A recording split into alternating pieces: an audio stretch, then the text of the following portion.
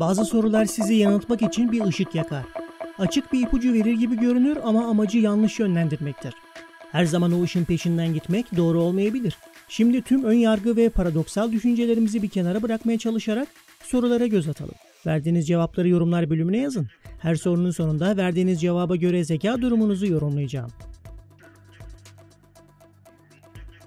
Boş bir arazide bir köpek 15 metre uzunluğunda bir ipe bağlı.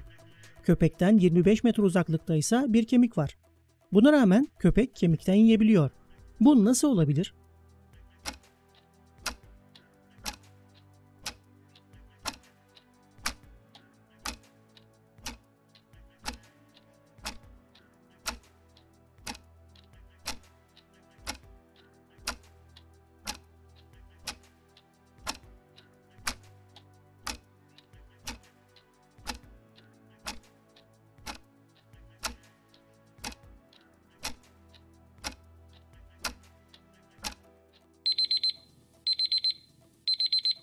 Tüm cümleleri tek tek değerlendirdiğimiz zaman algınızda oluşan sahneyi tahmin edebiliyoruz.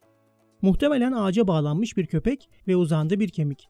İlk düşündüğünüzde aklınıza böyle bir görüntü geliyor olabilir. Ancak neden köpeğin herhangi bir şeye bağlı olduğunu düşünelim? Köpek ipe bağlı. Ancak ip hiçbir yere bağlı değil. Dolayısıyla köpek rahatlıkla kemikten yiyebiliyor. Eğer doğru cevap verdiyseniz özgürce düşünen ve ön yargılara bağlı olmayan zeki birisiniz. Doğru noktaları hemen ele aldınız. Ön yargıları olmayan biri olarak olayları bir bütün ve en saf haliyle değerlendirebiliyorsunuz. Bu sizin diğer insanlarca zor anlaşılmanızı yol açıyor.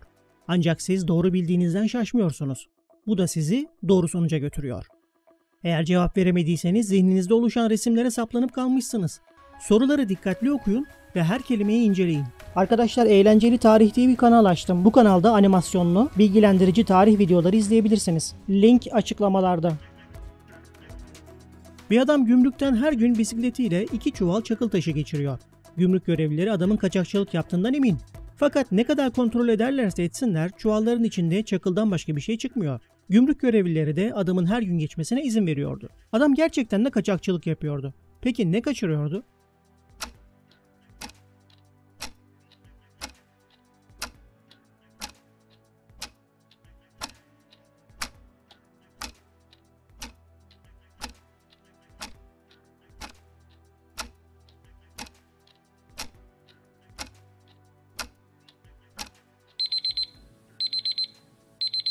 Cevabı verirken bakış açınızı farklı bir yöne çevirmeniz gerekmekte. Bu adamın gümrükten geçerken sahip olduğu 3 şey var. Bunlardan ikisi çuvallar, ancak bir diğeri ise bisiklet. İşte bu noktaya dikkat ettiğinizde cevabı bulmanız mümkün. Cevap bisiklet. Eğer doğru cevap verdiyseniz gümrük görevlilerinin düştüğü tuzağa düşmediniz. Dikkatinizi doğru tarafa çevirdiniz. Dikkatli ve akıllı birisiniz. Çevrenizdekiler sizi kandırmaya çalışsa da bu çok kolay değil. Uyanık ve zekisiniz. Olayların en ince ayrıntılarını görüp ona göre karar veriyorsunuz. Eğer cevap veremediyseniz dikkatinizin yönlendirilmesine izin veriyorsunuz. Bu sizin gerçek hayatta maddi ve manevi kayıplar yaşamanıza neden olabilir. Daha dikkatli olun. Eğer bana sahipsen senin kölenim. Eğer beni başkasıyla paylaşırsan sen benim kölem olursun. Ben neyim?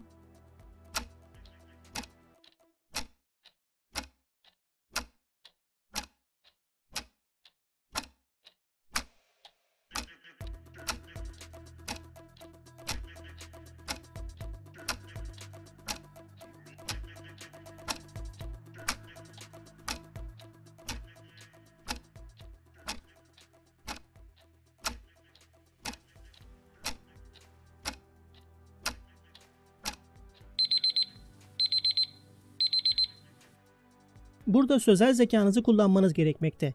Kendinize biraz zaman verin ve kelimeler üzerinde biraz düşünün. Cevap: sır. Bir sırrı birisiyle paylaşırsanız artık onun adı sır olmaktan çıkar. Eğer doğru cevap verdiyseniz sizin kelimeler üzerinde iyi bir gücünüz var. Onları hükmediyor ve istediğiniz gibi şekillendirerek kullanabiliyorsunuz. Sözlerinizle etrafınızdaki insanları etkileyebiliyorsunuz. Bu sadece yetenek değil, aynı zamanda bir zeka işidir. Bunun bir diğer yönü de üstü kapalı konuşulsa da ne denmek istediğini hemen anlayabiliyor oluşunuz. Bu sizin kötü niyetli insanlardan korunmanızda yardımcı oluyor. Zeki bir insansınız.